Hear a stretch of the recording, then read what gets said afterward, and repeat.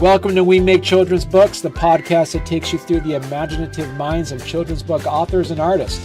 I'm your host, Barney Smith of StoryComic.com, and in today's episode, we're excited to have with us the award-winning and internationally acclaimed children's book author and illustrator, Bethany Stahl. Bethany, how's it going? Thanks for having me. That's so nice of you to say. That just makes me feel really good. So I'm doing great right now, all that praise. It's what, because you put out, you have like seven books now, 7 books of your Save the Earth series. Yes. You have, and I want to talk to you a little bit before your self-pubby awards. You have started your own award show. Oh, I'm so excited. That's exciting. And you also have, you put out, I'm just looking at this, you have 3 books that you've come out, 3 or 4 books you've already come out in 2021 with. And you average about 3 books that you illustrate and write and publish basically every year. Yeah, that's about right. Wow, that's amazing. And we'll jump into and just kind of talk about some of the series that you've created. You've started your Miko's Nutty Tales, as you said, you got your Save the Earth. You did your rhythm and rhyme books that you just came out with, like 2 of them last year. Yes. So needless to say, I mean, we'll talk about how when you sleep. I mean, I don't know what that, I don't know if I do. But kind of like you would kind of give people a little bit of a background of how you got into writing children's books professionally now. It's a strange story. Yeah. But before I was an author, I painted and I had a lot of my work in galleries and things of that sort. And one night at a gallery, this woman came up and she's like, "Oh my God, I love your paintings. They make a beautiful coloring book." So I thought, that's a great idea. I'd love to make a coloring book. And I started researching publishing. And then I got very distracted and never got to my coloring book. But I ended up, publishing my first book, and then the second, and then the third. And by the third, that was Save the Ocean. I fell in love and never went back. Transitioned to being a full-time author. And yeah, that's sort of how it went. It was a very random happenstance, but I am so glad that it happened. It sort of felt like fate. So right. Yeah. It was strange thing. Because you have a science background, and I do. And is that what made that, as you said, you're doing the art, you're doing the art, you're doing the science you have your science degree. Was it just kind of a natural journey over to doing children's your Save the Earth series? Was that how it kind of naturally happened?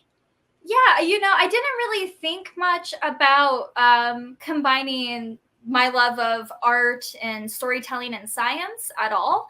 But I was reading at a school. I was reading Carrie D, the Long-Legged Chickadee, which is my second book. And afterwards, I was talking with the students, and one's like, "Well, I really like science." And I was like, "Oh, sweet, I like science too." And we kind of got sidetracked, and we're talking about like science. And I was like, "Well, what science book would you really want to see?" And they're like, "Ooh, one with fish." And then I was like, "Yeah, I can totally make this environmentalism and science passion into the story under the ocean." And I'm a scuba diver, so as soon as the student said this, like all these light bulbs went off in my head, and I went home that night and I actually did not sleep until Save the Ocean was completely written and completely illustrated.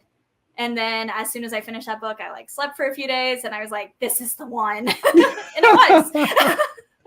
So yeah, it was again, another weird thing that happened, and it feels like fate that it just happened. And it started the Save the Earth series, which is incredibly popular, and I'm so grateful today. It just Save the Scraps got a best-selling tag on Amazon, so that is the third one that's managed to do that. So I'm just excited and always really humbled that people enjoy science and environmentalism and the same passions as I do. So it's really cool.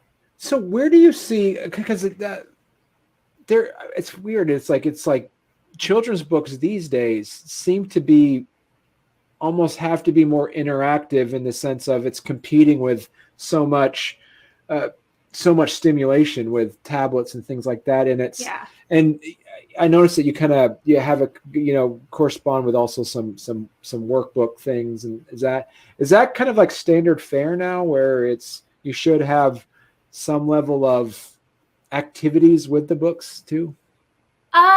I'm not sure if it's quite yet standard, but I think it should be. I definitely love being interactive with my books. All of my books have a question and answer portion at the end, and I hide stuff in my illustrations. And then every book I create an animated audiobook with it. So I guess it's called an animation. I sort of coined this term, I think, of animated audiobook, and everybody's like, isn't that just an animation? Like, I guess you're right. But I have the animated audiobooks, which kind of combines the story with a little bit of visual activity to try and, loop together these two worlds, because these kids now are growing up with technology their whole lives. So trying to bridge that technology gap back into reading and sort of weaving them in and out to keep kids interested and keep something new happening. And do you also feel there seems to be like a push back to the age of analog in a way, because we're so drawn into information so easily accessible, and everything is so much passive entertainment, in the sense that, like, if you listen to the radio or if you watch a TV, that's passive entertainment because it'll continue on without your involvement, where books are active entertainment. Books don't read by themselves, and this, like, so it gives children that ability to pick it up and feel it. And where do you see the direction of children's books? Where do you see, is there any idea where you think, okay, this is where it's trending towards this way or that way? What would you say to that? I'm not sure. I'm not sure. I hope we always have the ability to have tangible books.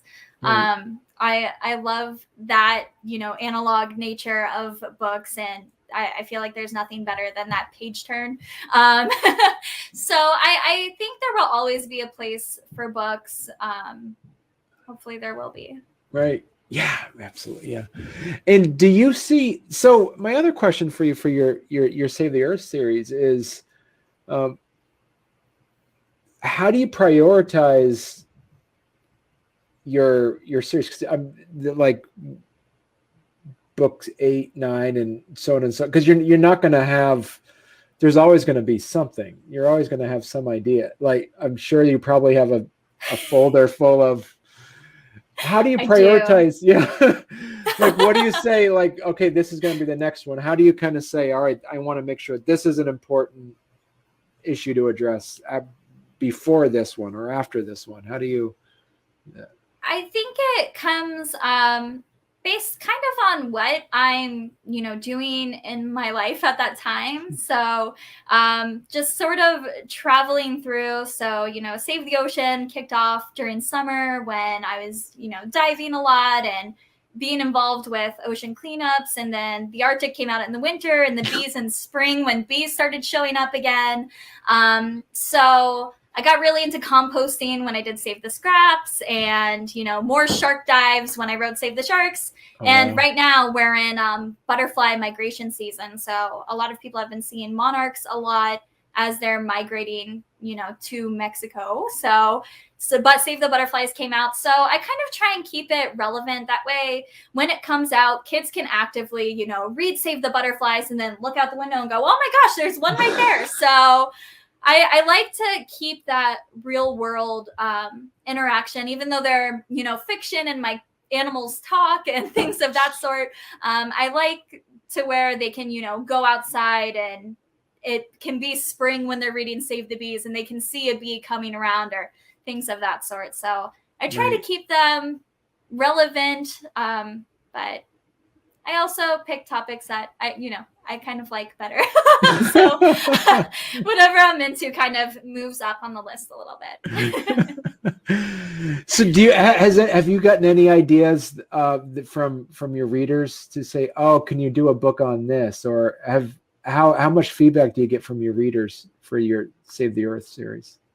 They give me a lot of feedback, and a few have definitely moved topics on the list forward, which is always really interesting to see, what people are into. And of course, if I meet a kid who's like, I'm dying for a book like this, I'm like, ooh, I will have one in a few months. Like, you're so close. So, I try to prioritize what they want to see. And they definitely have helped to give me ideas of topics, that even I'm not as familiar with, that I get to deep dive and research on. Because even though they're children's books, I research heavily every topic just to make sure, there's no misinformation. And if I'm not as familiar with the topic, I go and learn all about it. So what would you say is the age range for your Save the Earth books? I would say it's between like 3 years old to 8 years old. But what's really interesting is I actually heard from schools who have like talked about it in high schools and middle schools, which completely blew my mind, because I'm like, there's no way you're using my books. Like, that's the coolest thing. But yeah, they have been across all ages, but I think, the first grader range seems to be the super fans. Right. So how do you, so as a writer, so I'll just put on your writer hat for a second, and we'll talk about the illustrator part a little bit later. How do you when you sit down to write the children's book, how do you take something so important, a message so important, and how do you make the language accessible to a first grader without the fear of using bigger words, or without the fear of making it seem condescending, I guess, in a way? Yeah, I think kids are a lot smarter than we like to give them credit for as adults. So kids have blown me away, especially school readings back when I went in person. They definitely helped me, stay up to date with like how smart kids are and how much they're ready for. But I like to always, gauge them with either like beta groups or test groups, just to see and make sure. And then occasionally I will leave in a bigger word, because I feel like even if you have maybe one word that might be a little bit out of their, sorry, I lost my headphone here, that might be out of their range, that they're always interested in learning more vocabulary, and they're kind of into it. So Right. So 7 books in on your Save the Earth series, what are some of the things that you've learned that you've implemented in your book 7 as compared to like your first couple books in the series? I've definitely tried to, get more detailed, put in a little bit more sciencey information. I feel like they've definitely been more interested in that aspect, but a lot of things I've really kept the same. So Save the Ocean was received incredibly well. It blew away any expectations I had for the book. So a lot of things, are relatively the same with in terms of the story. So still all the cute talking animals and things like that. They're my favorite. And is there, I mean, besides the title, and they said some reoccurring characters, you have a like a gallery or a cast of characters that people are able to follow along with, and same with like the animals as well? Yeah, so the cast of characters was growing for quite a while, and right now we're kind of keeping our same group right now.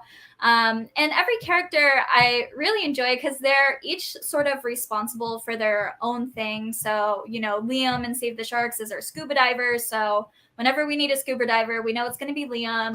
Kalisha's our mermaid. So she's, of course, her and Liam are each other's sidekick now. and Clover the bee gets to pop in anywhere there's gardens. So it's really fun now that we've developed in the story and the books long enough to where so many characters can pop in, and now they're becoming like their own experts. And I feel like a proud mom because they're just like getting smarter through the series, and I'm like, oh my gosh, you guys are so cool. You know, they definitely feel like they're their own people now. So yeah, comparatively speaking to like say a long form novel where authors would say the character went off in a direction that I wasn't expecting. Do you see something similar to that with now that you kind of have established, a cast where do you feel as though that like, some of the dialogue is unexpected to you to say, oh, I guess this is what they're going to be saying now, or this would be the question they're asking or anything like that? Yeah, Mateo, so he's from Save the Bees, and he was also in Save the Scraps. He is sort of the group skeptic, I would say, about environmentalism. He's always kind of like, oh, why do we even do this? This, what is the science behind this? So he's developed a lot, and I wasn't really sure that, characters in a children's book, you think like, how much can they develop? But it's surprising to see them having their own like little character arcs and growing as characters. It's, something unexpected that I was not expecting when I started the series, which has kind of been really cool to sort of turn out and see their own personalities start to develop. And on average, say for instance, we have somebody's like watching or listening to this and saying, this is great, Bethany. I have an idea for a book. How do I start it? Is there a set limit of words? Is there a standard way to write this out? What would be a tip you would give that person? Yeah, I have a YouTube video on exactly like, word count and things of that sort, but picture books are typically, 300 to 600 words.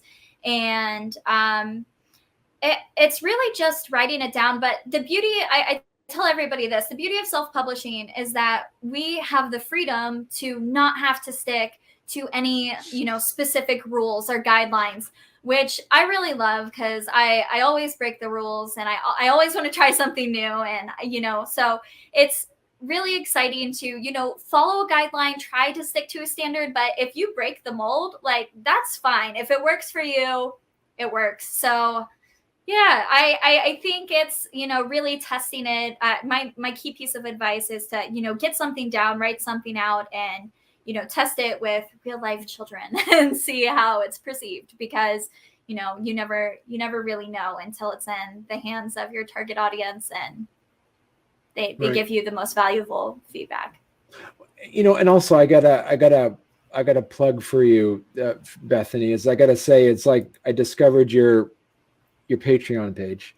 Yeah. So, and I gotta say, anybody listening or anybody listening or watching this is that and if you're wanting to learn about children's books, this is your master's level setup right here. For you look at the what you get on here for $5 a month, this long list of availability things for $5. That's $60 a year.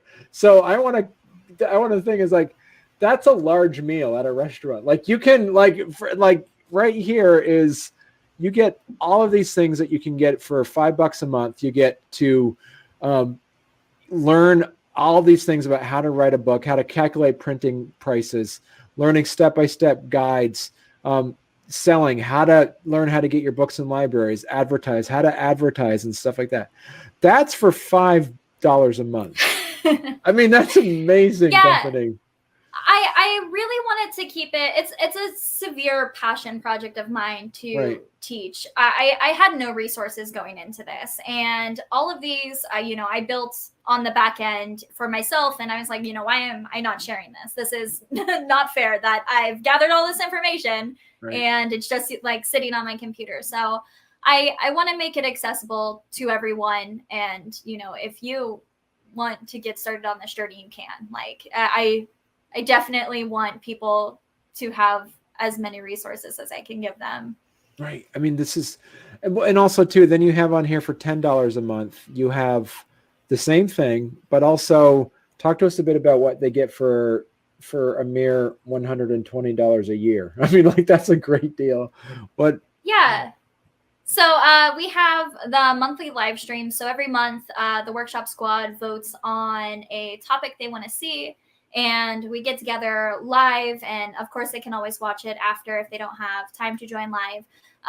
But we'll deep dive into tutorials, and they can give me their books, and we can work on their books. So the workshop squad is typically, a small, really focused group. So I do have a lot of freedom in those live streams to really work one-on-one with people, which I think is really cool. And that's the biggest perk of joining the workshop squad, is like that one step further of, if you're not really sure what to take, or you kind of need that like sort of mentorship vibe. That one's definitely really cool and a lot of fun. And I feel like I'm friends with all of my workshop squad patrons, because we talk so much. Whenever they update me with their books, I'm like, oh, yay. It's just, it feels like an extension of me. It's really cool. They're doing amazing things. So yeah, awesome. This is, I'm floored about how good of a deal this is. I mean, this is amazing. And so for anybody who has wanting to put out a children's book, or looking at, or wanting to know how to do it, you can do all the work you can by trying to find, but right here, as you said, Bethany, you have it. This is your one-stop shop. You did all the heavy lifting for everybody else, and you've kind of consolidated it for everybody right here. So it's well worth it. It's a well worth the investment for people to, go to patreon.com/Bethany Stahl, all one word, and STAHL.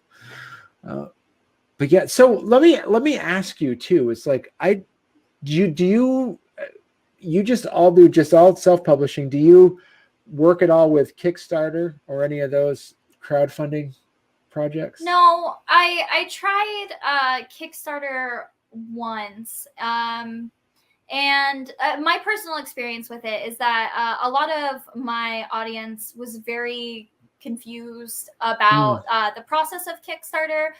So they weren't as well versed with it. There are some children's book authors who really nail Kickstarter. But luckily, I haven't, really had to use it. And with print on demand, I feel like you can really like gather costs on the back end, to where each book sort of funds the next book, is how I've got it worked out. But yeah, I think Kickstarter is a great tool. I haven't gotten to play with it much. Which is great, because and that's another thing. There's a misnomer that the only way you're going to get your book published is doing a Kickstarter. It's the only way you're going to, other people will say, hey, it's a great way to, do market research. You can see but you're proof that you can also do the self-publishing straight on like that, and have just as good as a readership from that. So yeah, absolutely. I don't think one of the things I really try and push is like, there's no right way to self-publish. Everybody has such a different approach, and what works for one person may not work for you, and vice versa. So I really encourage people not to get discouraged if something doesn't work out. Like I tried a Kickstarter, it didn't work, and my books still have gone on to be super successful. So it's definitely to each their own, and you have to find what works for you. But right. There's definitely no wrong way to approach it. Right. Well, hey there. If you're enjoying our podcast, don't forget to subscribe on YouTube or leave us a 5-star review on your favorite podcast platform. Your support means the world to us and helps us keep this show going. We love hearing from you, so any feedback is welcome. And thank you for being a part of our podcast family and for all your support.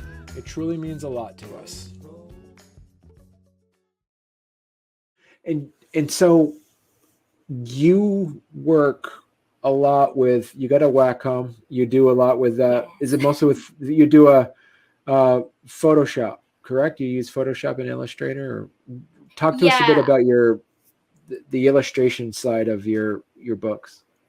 So I think anyone who stays up to date with my author and illustrator journey knows I'm like a huge fan of the Wacom Intuos.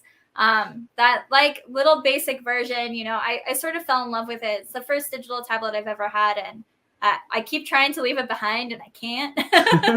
So I'm obsessed with that little tablet. It's just so cute and my favorite. But yeah, I use that and Photoshop. I haven't really used Illustrator much for illustrating, you know, despite the name. I know a lot of people get confused about that aspect, but I do like the vector illustrations just because, or sorry, not the vector illustrations, my bad.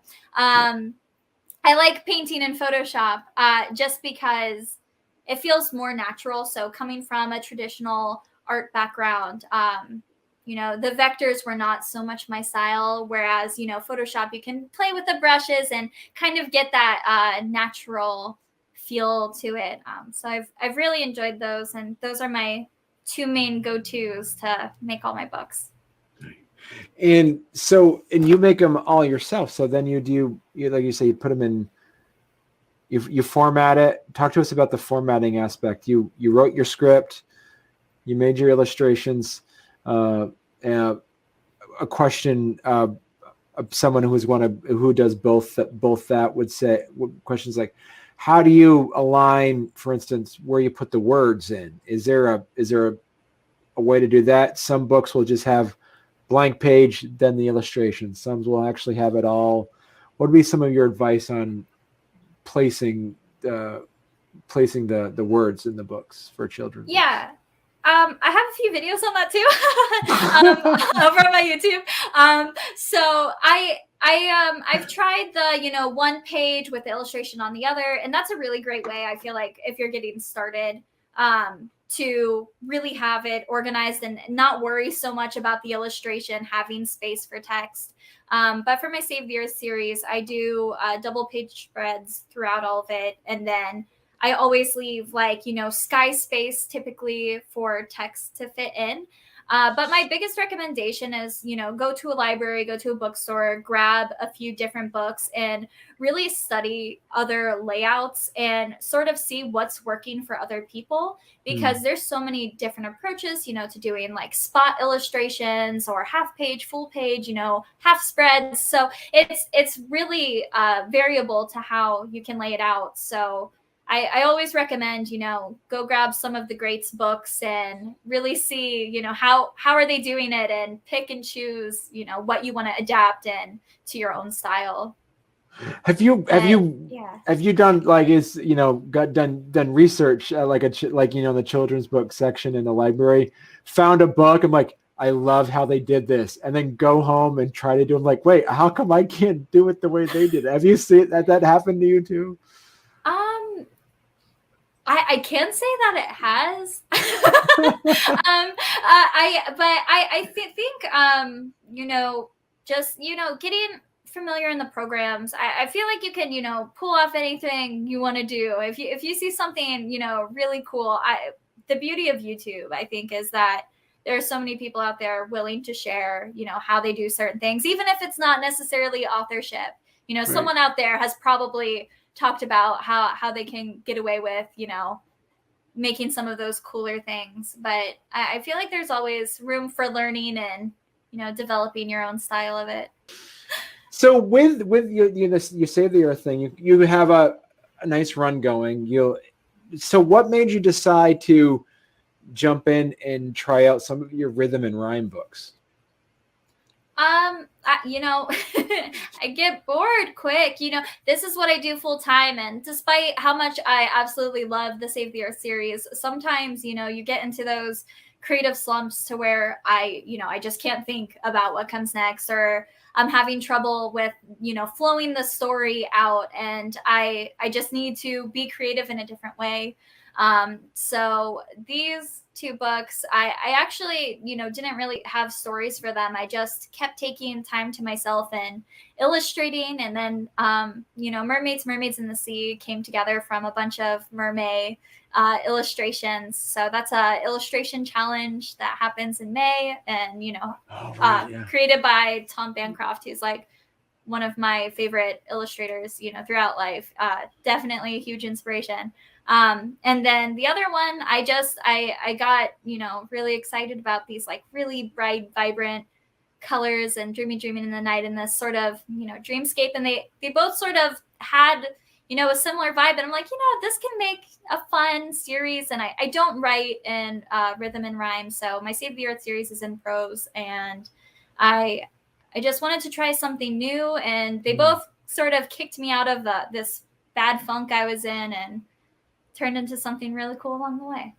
And also too, is there like a sense of like responsibility to keep the like sense of responsibility for the Save the Earth series, that you have to keep pushing those along too? Yeah, absolutely. It's my most successful book series to date. So I do feel a sense of responsibility, and I have so much that I want to cover with that series. And sometimes, it gets overwhelming, because we talked earlier, like I do genuinely have lists. For a while, down the walls of my room, I had just sticky note after sticky note of story ideas. And it's like, oh, how am I going to write, all of these books? Like the series is planned to, at least be 50 books.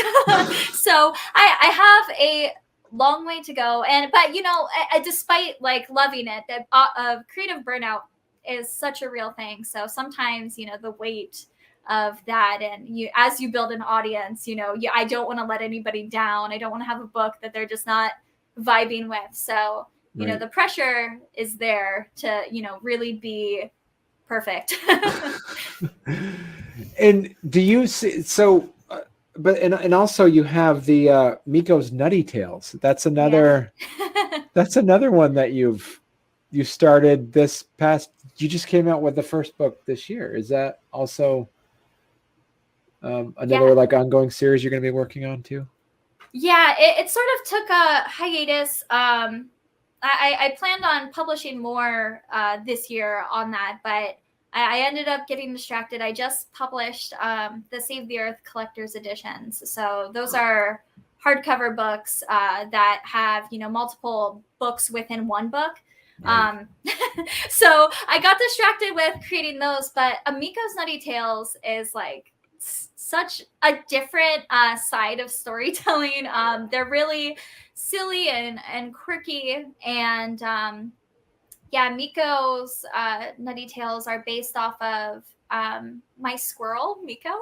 So he was a real guy, and I really liked switching those up and sort of playing around with classic stories and just mixing them all up and adding some squirrel nuttiness into it. They're strange and fun, and it's just a fun way to get out of that comedic side and make myself laugh for a little bit. Because I learned a phrase recently called single tasking. Obviously the opposite of multitasking is, so when you have multiple works in progress at once, do you single task or do you multitask? Do you like do a little bit one day or in the morning? How do you split up your day when it comes to producing children's books? I tried to stick to a schedule, but I noticed the more I stick to schedules, the more I start to hate whatever I'm working on. So I love the freedom of doing whatever as long as it gets done. So I work in I call it an organized chaos. Yeah. So I do work on multiple books in the same day, which I don't think would work for everyone, but I like the aspect that I can be editing one book and then take a break and illustrate. And for me, working on multiple works at once, even within the same day, it helps the creativity stay alive. Because if I focus too hard on one story, I just start this spiral of, is it good enough? Oh no, I don't know what I'm doing. So balancing them all out and keeping one of the, I think they're all at different stages. So, writing one, editing one, illustrating one keeps the love alive of all of it. And, illustrating is one of my favorite parts. So I always try to keep one book in the illustration phase so I can have that like Zen moment of just, sitting there with my tablet and illustrating. So yeah, there's not really a schedule, just, whatever feels right. But also, sticking to their own individual timeline. So I do at the end of the week, I have weekly tasks that, by the end of this week, I need, 3 illustrations done, or I need this one edited, or this one has to be finalized with, formatting. So, right. Yeah. So how territorial are you of your IPs, for instance? Like, what if, because you have your book groups and stuff like that, or if you have, some peers of some other children's book, right? Like, could they approach you and say, "Hey, Bethany, I love your style. Would you illustrate a book for me?" Or if someone says, "Hey, I love your Save the Books. Could I illustrate one of your Save the Earth books?" Where would you be at that for those 2 opportunities? Yeah, I would definitely be open to illustrators. I've definitely considered this a lot, especially the busier I get. I often wonder, what have I gotten myself into? And it's a lot for one person. I try to keep. I think my goal is like 6 new titles a year, Wow. Minimum of 4. So that's every other month. So I start to get overwhelmed. So I'd definitely be open to that in the future. And I've illustrated for others in the past. I haven't recently, just because I haven't found the time. But I think if the right project came along and we really meshed, I would absolutely be open to partnering up. I think it's really cool to get to put your creative side with somebody else and see what excitingness comes from that. So I'm protective to a certain extent, but yeah, I would definitely be open to collaborations. Right. And so putting on your business hat for a second, because now this is your full-time job. What are some of the things some advice maybe you got from like an accountant or somebody to say, hey, if you're going to be doing this, make sure you do this piece. And you probably have a YouTube video about this already too, right? Yeah, I actually don't know about this one. Maybe. I know Patreon members know it. So I hate the business side. That's one of the most overwhelming sides of all of this for me is, making sure I'm up to date on my taxes and everything's filed right, and I'm recording my expenses, and I'm the worst with receipts. So I do recommend QuickBooks Self-Employed. That's what I use to track everything. And then I use a CPA at the end of the year to, make sure everything's in good shape. But I do recommend, wherever you're at, if you reach out to your local like business section, wherever you live, whether you're in the States or not, there's somebody who's in charge of, businesses and registration, and just go in and talk to them, schedule a meeting, email them. They're going to steer you the right way. They want their money at the end of the day. So they're going to give you all the resources to make sure you're following all the rules and doing it right. But yeah, don't be afraid to get help. It's wonderful to wear all the hats of your business, but there's definitely no shame in having professionals help you out with some stuff. So that's the one area I do accept lots of help with. And so, so with that said, kind of, as you say, you look at trying to do at least release 2 books, a book every other month is kind of your goal. And how many projects, because you said earlier you have multiple going at a time, what's your maximum amount of projects you'd be having going on at any one time? Is it 3 books at once, 2 books at once? How does that, what would you usually do? I think it varies. I try to work ahead, and I recommend everybody work ahead. That way, you're not rushing to the next book. So the next book that I'm releasing is already finished. And the book after that is almost finished. So sort of getting ahead of yourself really helps this like illusion that I'm publishing so much. So a lot of people are like, how are you doing it so quick? How are you doing this? And it's like, no, I'm working several months in advance. So while it looks like I'm like really on my game, I'm taking my time with each of these books. They're each taking several months. So I don't think I work more than like 2 or 3 books. I think 3 books would be the maximum. But even then I might, write a bunch of books one month and then just sit them in a little vault and slowly pick them out and start, developing them further.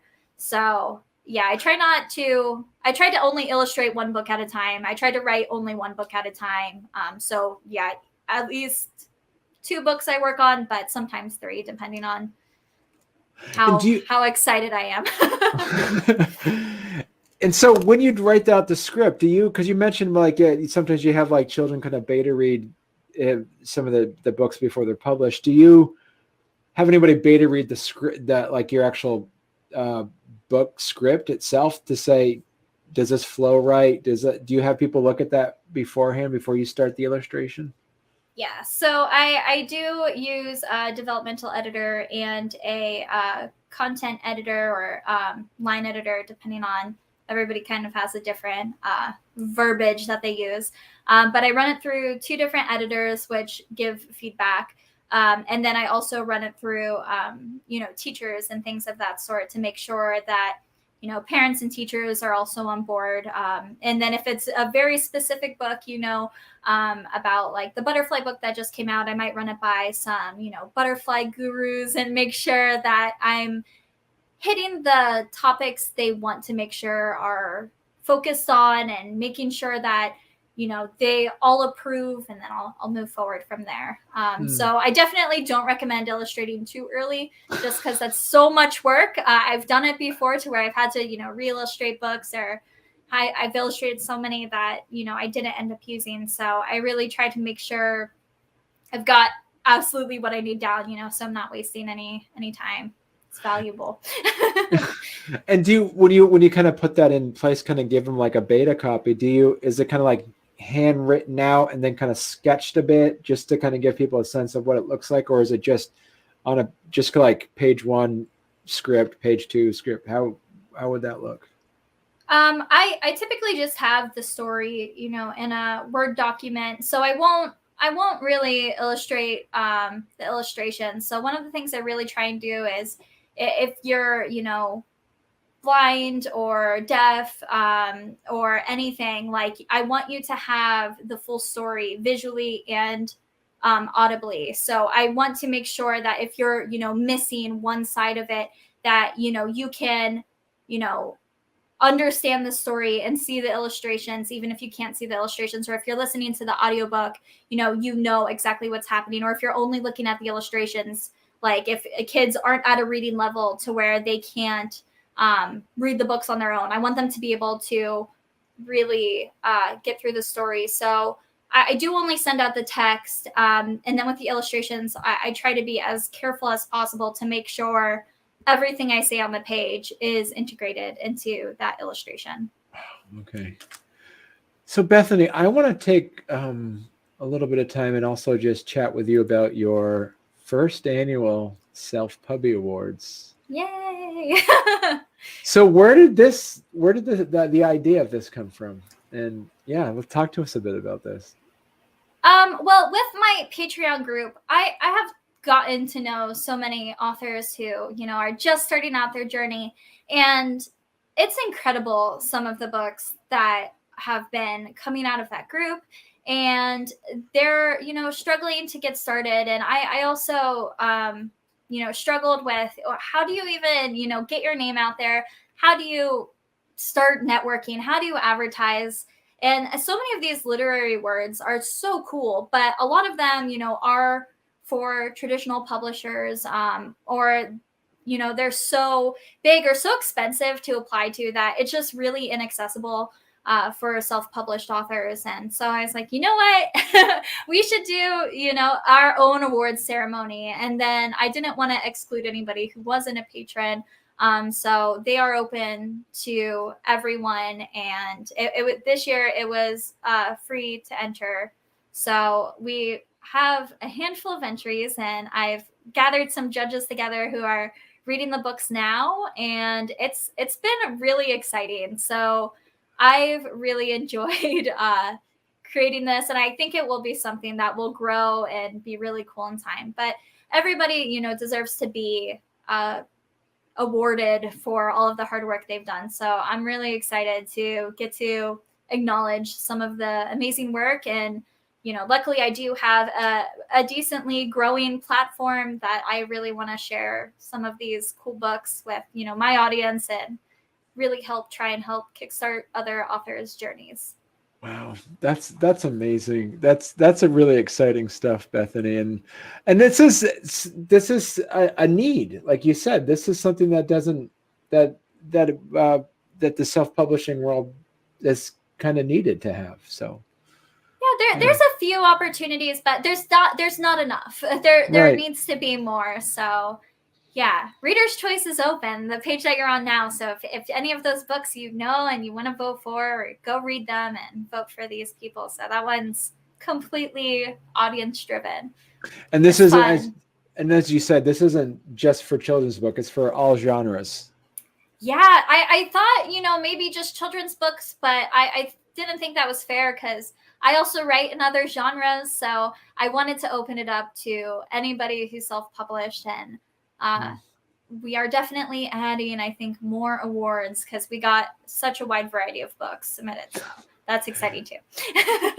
So did your accountant talk to you about this and give you any advice on how to start this up as well too?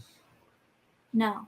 This is completely, this, unfortunately, isn't, a money making right.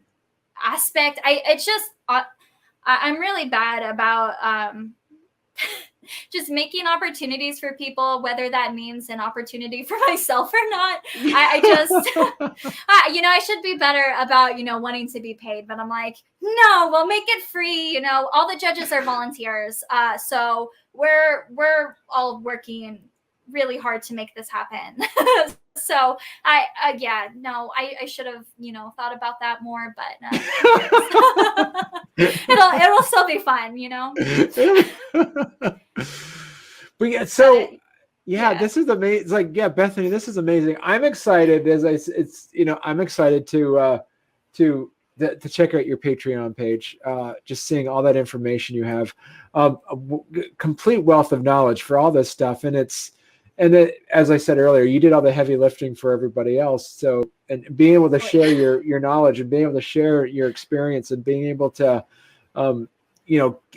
continuing educating children, and that's in a way that is accessible to them is fantastic. So, congratulations, Bethany, on all the work you've been up to. So, so come back again. I would love, anytime.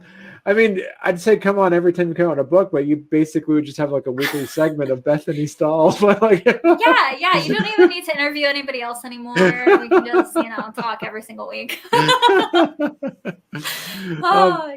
Yeah. So where can people find you if they wanted to check out your site? Where would they go?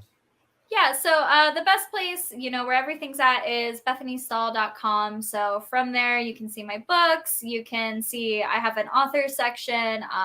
I've tried to make everything there for everyone. So yeah, that is the best centralized hub. Mm-hmm. You got T-shirts and all that kind of stuff too. That's nice. Yeah. Merch just started. I think last month. So that's exciting. New things. And you got the access to your classes. So absolutely check out Bethany's Patreon page. It is probably the best deal you're going to find for self-publishing at that price. So, and parent and teachers. And this is your free animated books that you were talking about. Yep. Yeah. Animated audiobooks. Yeah.